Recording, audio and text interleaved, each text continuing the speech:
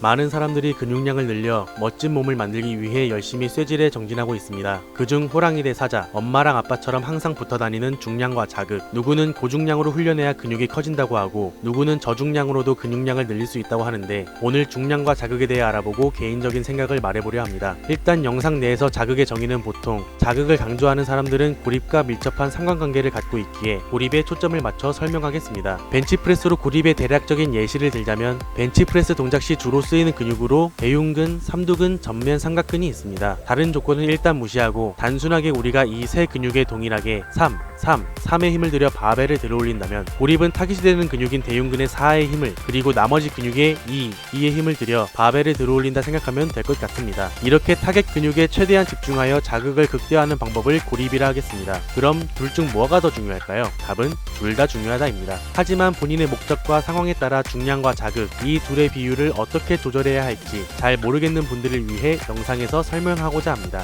여러분이 하루 24시간 중 7시간의 수면 시간을 빼고 17시간 동안 활동한다 가정해봅시다. 이 영상을 보시는 분들 중 하루 활동 시간 동안 운동 세트 사이에 엄청나게 긴 휴식 시간처럼 몇 시간 동안 아무것도 안 하고 누워만 있다가 아주 짧은 시간 동안 엄청 격렬하게 움직이고, 다시 또 몇 시간 동안 아무것도 안 하고 누워만 있다가 엄청 빡세게 움직이는 생활을 하시는 분이 계신가요? 아니면 그런 분을 보신 적이 있으신가요? 아마 없으시겠죠. 우리 몸의 근육은 크게 지구력을 담당하는 지근과 순발력을 담당하는 속근 두 가지로 나뉩니다. 현대 사회에서 우리는 대부분의 시간을 앉아서 생활하지만 우리 조상들은 대부분의 시간을 선체로 걷고 뛰며 생활을 했습니다. 이때 척추를 지탱하는 근육과 보행에 필요한 하체 근육이 속근 섬유로 이루어져 있다면 같은 자세를 오래 유지하지 못할 것이고, 그럼 당연히 오래 걷지 못하겠죠? 즉, 우리는 평소에 대부분 지근 섬유를 사용하도록 진화해 왔습니다. 속근 섬유는 야생의 맹수에게서 도망치거나 맞서 싸울 때처럼 위급한 상황에서 주로 사용되었죠. 즉, 저강도의 움직임에서는 지근 섬유가 주로 사용되고,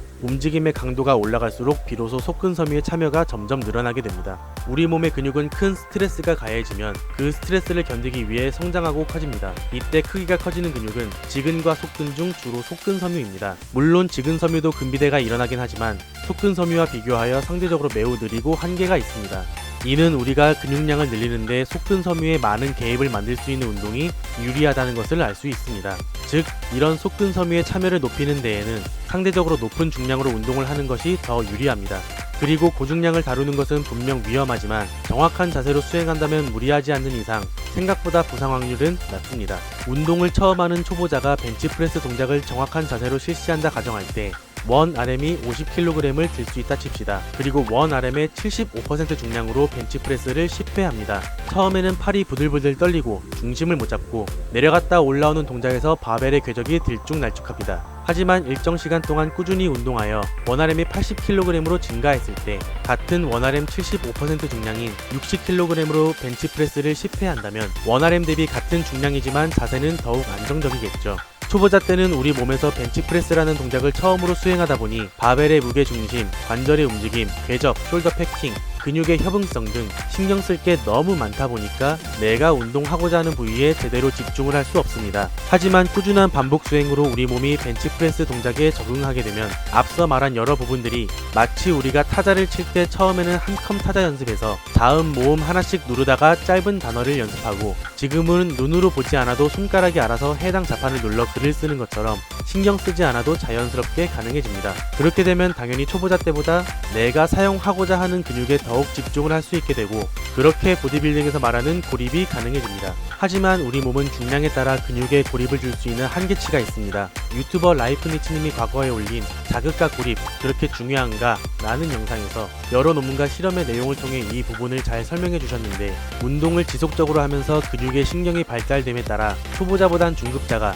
중급자보단 고급자가 더 원RM 기준 높은 퍼센트의 중량에서 해당 근육에 자극을 주는 것이 가능해집니다. 즉, 자신이 정확하게 다룰 수 있는 범위 이상의 고중량은 몸에서 고립을 신경 쓰기엔 너무 무거우니까 일단 모든 근육을 다 동원해서 들어야겠다 라는 느낌이고, 그 이하의 중량에서는 내가 컨트롤할 수 있는 선상에서 내가 신경 쓰고 있는 근육을 의식적으로 더욱 동원하는 것이 가능하다는 거죠. 보디빌딩에서 보통 근비대의 목적으로 세트당 8에서 12회의 반복 횟수를 이상적으로 여기는데, 이는 위 반복 횟수가 대표적으로 총 운동 볼륨을 가장 많이 가져갈 수 있다는 이유와 함께 내가 원하는 근육 부위를 의식적으로 동원할 수 있는 고중량의 범위이기 때문이라고 생각됩니다. 유튜브 영상 중에 개그맨 이승윤 님이 벤치프레스를 160kg으로 6회 하시는 영상에서 160을 자극을 느끼면서 가슴으로 받는 거 싫어하냐? 라는 댓글이 있었는데 그만큼 그분도 고중량을 들 때 해당 근육에 고립을 주는 것이 어렵다는 것에 대한 경험에서 나온 말일 겁니다. 그래서 보디빌딩 기준으로 제가 생각하는 결론은 내가 해당 부위에 정확하게 자극을 줄 수 있는 최대 중량으로 운동을 하는 것이 일반적으로 근비대 훈련에서 가장 이상적이라고 생각합니다. 당연한 소리를 길게 늘어놓는다고 생각하실진 모르지만 제가 본 많은 분들이 이 부분을 간과하거나 자신에게 맞는 중량을 제대로 알지 못한 채 자신의 운동 목적과 비교해 너무 가벼운 혹은 너무 무거운 무게를 설정하여 운동의 효과를 보지 못하거나 혹은 부상, 만성피로, 매너리즘에 빠지는 경우를 종종 보았습니다. 비록 모든 사람들에게 그리고 운동 기간 중 언제나 공통적으로 적용되진 않겠지만 너무 한쪽에만 치우쳐서 이분법적으로 생각하는 것보다 다양하게 중량을 바꿔보고 그 안에서 고립을 시도해보며 자신에게 맞는 무게를 찾아보는 것이 좋을 것 같습니다.